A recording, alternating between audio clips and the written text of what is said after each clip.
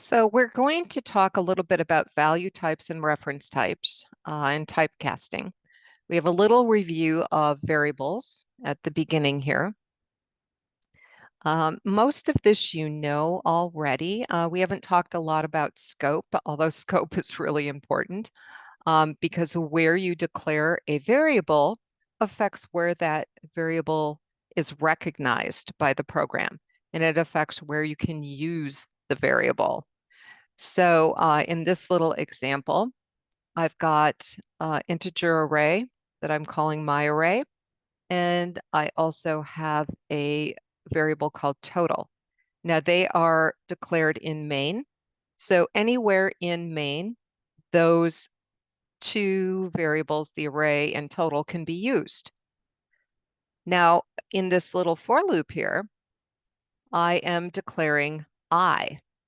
So I is only known in the for loop. The minute I get out of the for loop, the rest of the program does not know about the variable I. So I is only in scope inside this little loop, whereas my array and total are in scope inside the entire main method.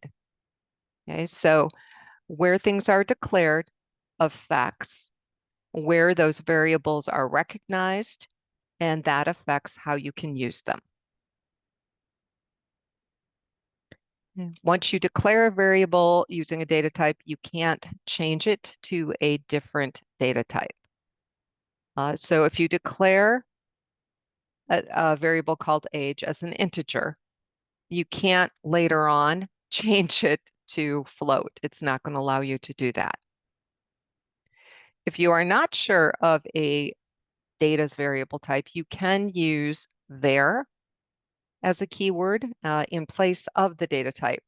And then if you do that, you do have to assign a value to the variable, and then the compiler will figure out what the data type is. Okay, and so as far as rules for naming variables, I think you guys are familiar with that. So here's just some examples. And you can see we have a couple that are invalid here. This one because it starts with a digit, and this one because there's a space in it. We have some best practices.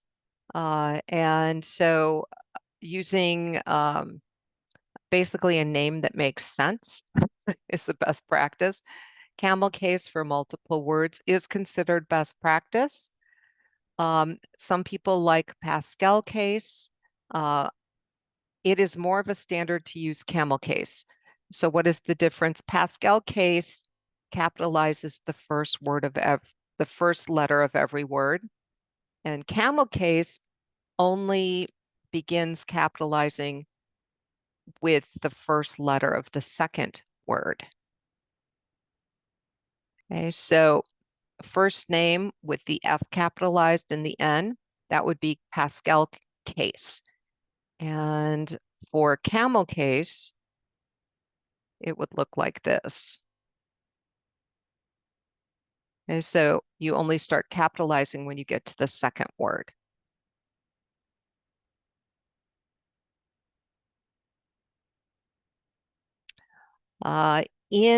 When we get into developing classes and we have private variables, they will be camel case, but they will also begin with underscores. Okay, and that's just a convention that is used for private members of classes. Okay, and this is just a little review of the data types and their sizes. And then that brings me down to primitive data types, value types, and reference types. So in C#, there's basically two broad categories that your variables will fall into: value types and reference types. And knowing which one they are is important, because when you pass data to methods, if it is a value type, a copy is passed. And if it is a reference, the actual value is passed. okay, which means that you are changing the real thing. So two very different ways of passing that data. Um, these data types are categorized based on how they store their value in memory. Okay, and so we've got lots of different value types. This is a nice little graphic that kind of summarizes them. And then we've got reference types. And so classes, arrays, those are the two things we've kind of looked at so far. Delegates we're going to get into, and interfaces we'll get into as well. But those are all considered reference types. So value types are stored in a place in memory called the stack, and reference types are stored in the heap. So they go into two different places in memory. So value types go in the stack. And so here's a list of all of the value types, a lot of the types that we've been working with the exception of a string, because a string is a reference type. Okay, but all of the other ones are value types. And so this goes into the stack. The stack has a limitation as far as how much you can put into it. And so how it works is if we have like an integer I and we put the value 100 in there, I is associated with a memory location, and that is where the 100 is stored.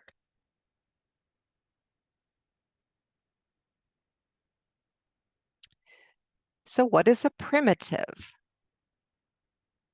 So all of these are really considered to be primitives.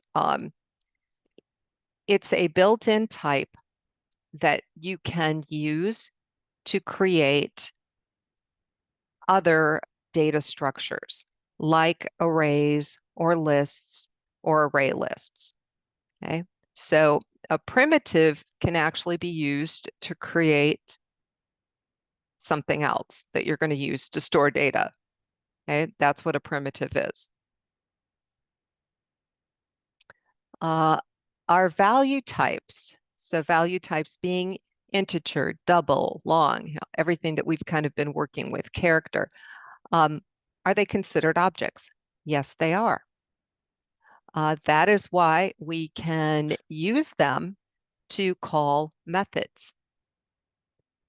So if we have an integer that we call my value, we can actually use that to call toString, and it'll actually convert the integer to a string. Okay, so yes, they are objects. So we said reference types are like strings and arrays, classes. They are in a little different area of memory. They go into something called the heap, and the heap does not have a size limitation. So arrays and lists, they can grow, they can expand. So it kind of makes sense that they go in the heap. Okay, so here are some of the reference types that we will be working with. And how this works is when you declare a variable that is a reference type, what goes into memory is basically a pointer or a reference to another spot in memory that is storing the actual value.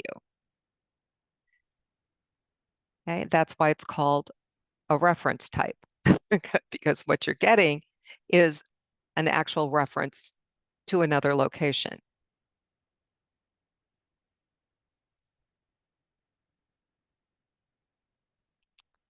Okay, so we've got value types that go in the stack. We've got reference types that go in the heap. And so what is the difference between the stack and the heap? Okay, so the stack, we said, basically has a limited size. It is used to store temporary variables. Uh, and these variables are usually declared, stored, and initialized during runtime. It is temporary because once the task is done, so let's say you call a method and a variable is declared in the method. Once the method finishes running, that variable is destroyed and that area of memory is released so it can be reused. The stack is typically faster than the heap. And that is because it's got kind of a fixed size. And you cannot, it's got a limited size and your variables have to be fixed in size. They cannot expand while the program is running, okay? Because we have a limit to how much stack we have. Um, the heap doesn't have that limitation. So you can create global variables, which exist the entire time the program runs. Okay, so those aren't destroyed. Um, and the variables themselves can be dynamic and changeable. So they can expand. You can add to them. So lists, array lists, those type of variables are stored in the heap. And because how the heap works is it's actually storing a reference to another location in memory, it can grab different areas of memory that are open. And you can see how that might slow down the running of a program, right? If you have a lot of variables that are in the heap, when you access the variable, it has to actually jump to another memory location to retrieve the value. So when do you use the heap or the stack? Well, basically the type of variable that you're creating is going to determine which one gets used. Okay, so it's not really something that you have a whole lot of control over, but that is something that the program will automatically determine.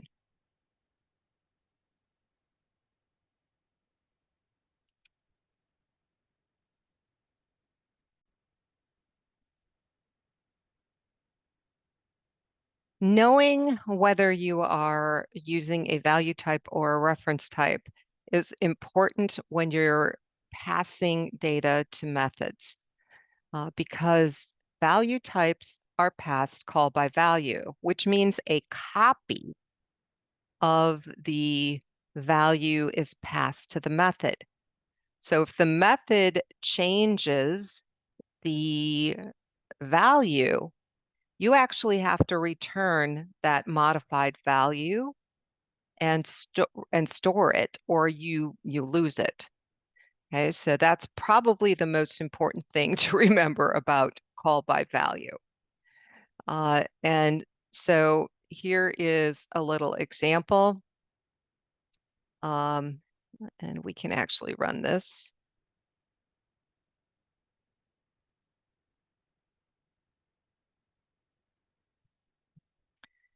So you can see here that the first time we call change me, we are not storing the number that is returned.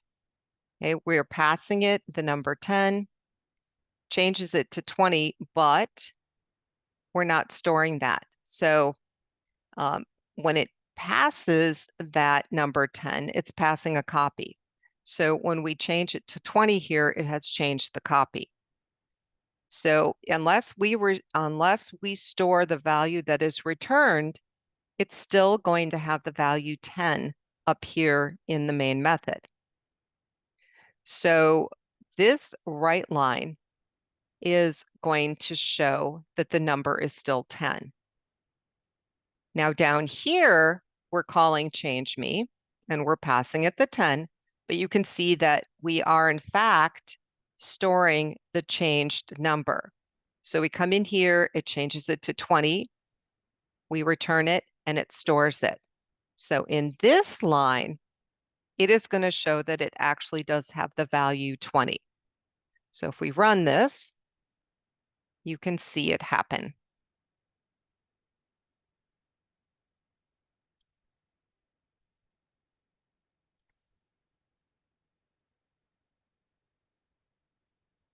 Okay, so that is what you really need to know about uh, call by value. Call by reference. So when you pass a reference variable, it is not passing a copy. It is passing the real thing. So if you make changes to it, you don't need to return those changes back to the main method because you've actually changed the one and only variable. Okay. Um, and so here is a little example. And here we're dealing with an array. So we've got an array that's populated with 4 numbers. And so here we are basically printing them out. And here we are passing that array to change me. Okay, and we're pulling it in. And we're going through and we're multiplying each one of these values by 10. And we're just storing it right back in the array. Okay, and then we return, and we're not returning the array. And that is because when it passes the number array, it's passing the one and only, not a copy. So we're changing the original down here. Okay, and so then this little loop is going to show you that, yes, the original did get changed. So we'll go ahead and run this.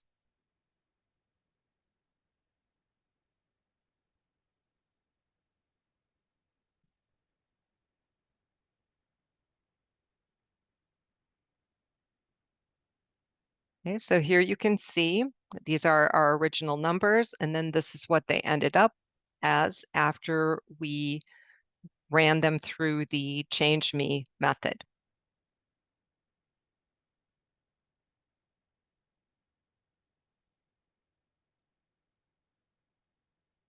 Now you may be wondering, is there a way that I can pass,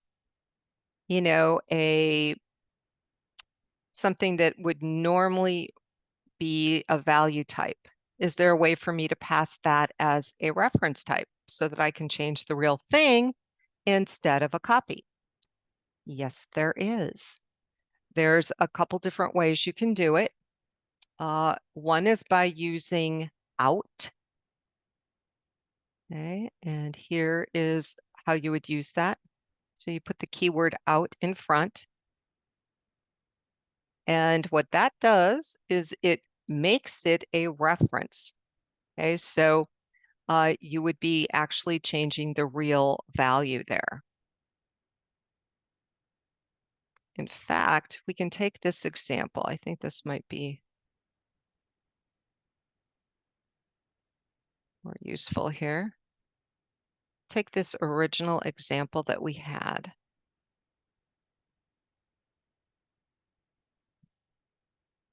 Okay, and let's do this.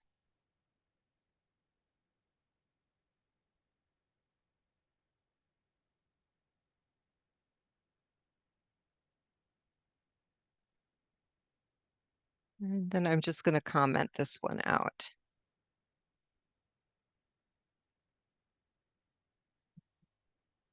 All right, so now I've got out here and I've got out here. So that has made it a reference and I no longer need to return it. So let's get rid of that. Okay, and it will change it. So let's go ahead and look at it.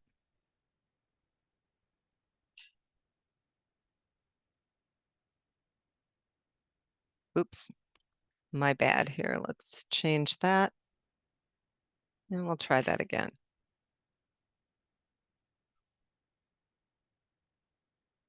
Okay, so you can see that it did change it. So out is one way you can do it. The other way, and this is the way that I normally do it, is you can actually use the ref keyword.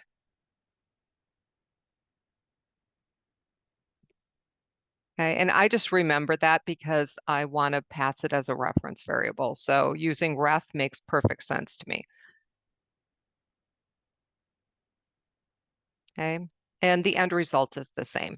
You guys in your lab assignment, you will be using reference variables. You will be passing values to methods as reference variables so you can actually change the real value. So you will get to practice using that.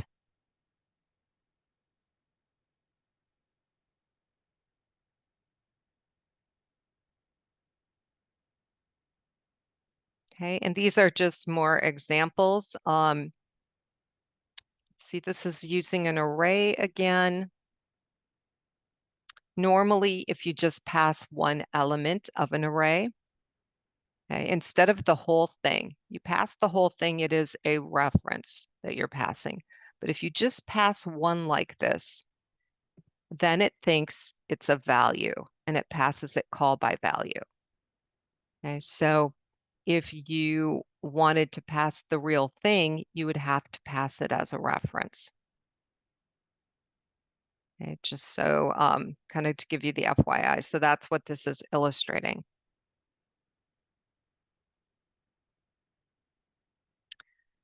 Typecasting. So if you're doing arithmetic and let's say you have a double value and maybe you're multiplying it by an integer, um, they don't have the same data type. So what C# does is it takes the lower data type and it will promote it into the higher data type so that it can do the math equation. Okay, and so it'll do that automatic as long as it's a lower type that needs to be converted to a higher type. So here's kind of the hierarchy of how it will do the promotion. So an example of that would be I've got an integer number, 10, and then I'm trying to store the result in a double. And I quite clearly have a double here, and I'm dividing it by my integer. So in order to do this division, what it'll do is it will promote the number 10 into a double, and that allows it to do the math and store it as a double. Okay, and that is called implicit casting, where it just automatically does that promotion so that you can do the math. Okay, and so here is kind of a list of how it does that promotion or promoting. And these are smaller to larger conversions because that is what works for implicit. Explicit is you, the developer, controlling that typecasting. You're not going to let the compiler just do the typecasting. You're going to tell it what to do. So you're kind of taking control. And with explicit, what you can do is you can actually put the data type that you want it converted to in parentheses. Okay, and it will do the conversion. So here, doing it like this, what it's going to do is it's going to calculate the result and then convert it to integer and store it as an integer. Okay, you could also do it this way. You could typecast each number in the equation. Okay, and what's interesting is the results are quite different. So that's part of the reason I've given you this example. So here, if you do the result, if you typecast the result, you get this value.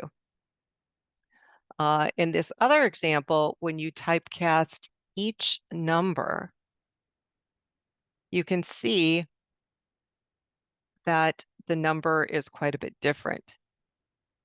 Which one of them is more accurate? This is the number without any typecasting. So clearly, this first method where you are typecasting the equation is way more accurate, and that is the one that you would want to use.